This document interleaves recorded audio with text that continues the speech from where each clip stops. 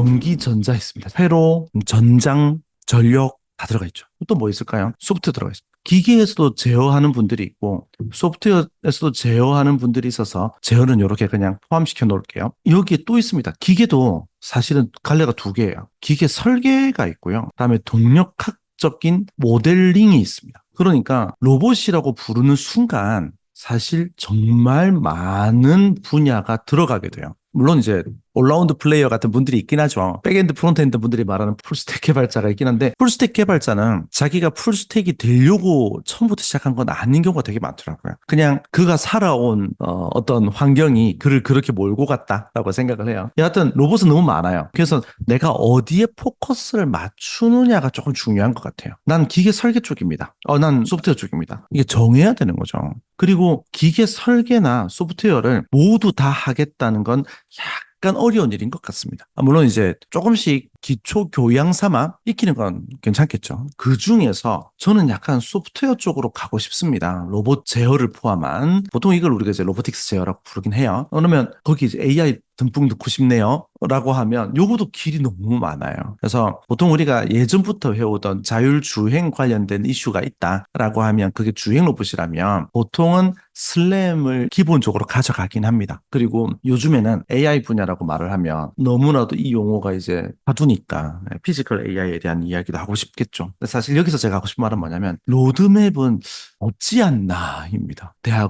대학교에서 공부하는 로드맵은 있죠. 공부하는 절차와 흐름 등에 대해서 고민을 하는, 즉 교수법이죠. 잘 짜여 놓은 커리큘럼이 있을 거예요. 근데 저희는 6개월 과정이어서 동시에 필요한 것들을 우르르 배우는 수밖에 없는 것 같아요. 취업 방향이랑 뒤에 질문이 비슷하게 있는데요. 요 이야기를 또 예민한 이야기이긴 한데 방금 질문과 합쳐서 한번 이야기를 해볼게요. 자, 소프트웨어 기준으로 볼게요. 로봇이 있잖아요. 로봇이 또 두 개가 있습니다. 로봇을 만드는 쪽이 있고요. 로봇 자체를 만드는 사람. 그 다음에 이 로봇을 쓰는 사람이 있습니다. 이게 또 달라요. 제가 엑셀 참 예를 많이 드는데요. 엑셀도 만드는 사람이 있겠죠. 마이크로소프트. 그리고 엑셀을 쓰는 사람이 있겠죠. 근데 엑셀을 쓰는 사람을 우리가 엔지니어라고 잘 부르지는 않습니다. 근데 로봇은 좀 달라요. 로봇을 쓰는 사람도 엔지니어들일 때가 많습니다. 아직은 로봇이 일반 유저에게 안 가잖아요. 이게 TV나 냉장고처럼 바로 소비자에게 안 간단 말이에요. 로봇을 만드는 회사 따로 있고요. 그 로봇으로 무언가를 하는 회사가 따로 있습니다. 대표적으로는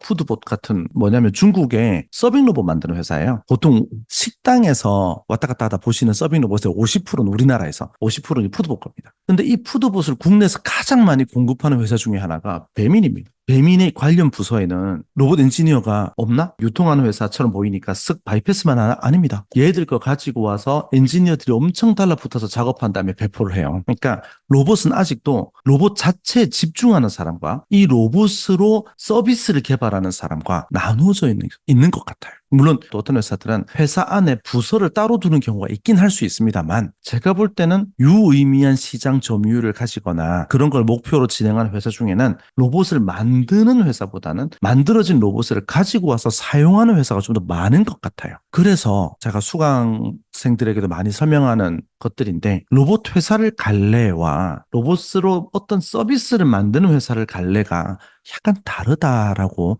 말하고 싶습니다. 부서라고 해도 됩니다. 이게 같은 팀이 같은 회사일 수도 있으니까. 로봇 자체를 만드는 회사 중에서 극단적인 예를 하나 들면 로봇팔 회사가 있거든요. 로봇팔을 만드는 회사는 이 팔 자체만 집중하면 자기들만의 기광 나와야 되겠죠. 그리고 로봇팔이 가져야 되는 여러 가지 성능들이 있습니다. 예를 들면 그리퍼라고 하죠. 그리퍼 끝단에 어떤 툴을 또 달고 싶을 때가 있단 말이에요. 그러면 이 툴을 끝단으로 해서 요걸 이제 TCP 좌표계라고 하거든요. 로봇팔 하시는 분들은 이 로봇팔 끝단의 좌표계로 움직여야 되는 거예요. 이 로봇팔을 사간 사람이 그들이 제공하는 프로그램에다가 나는 여기서 바라봤을 때 몇 콤마 몇 콤마 몇 위치에 나만의 끝단을 또 두겠다라고 하면 로봇팔은 거기에 맞춰서 동작을 하는 거죠. 그런 기능들이 들어가야 됩니다. 그리고 이제 유저들이 쓰기 좋은 소프트웨어와 API 등을 개발을 해야 되겠죠. 그래서 이 로봇팔 하는 회사들 중에는 로스2로 개발을 왜 해야 돼? 라고 생각하는 분들 되게 많아요. 내가 로봇팔 개발해봤는데 뭐 로스2가 하는 일이 없던데? 뭐 이런 분들 되게 많습니다. 그런데 이 로봇팔로 뭘 하려는 회사,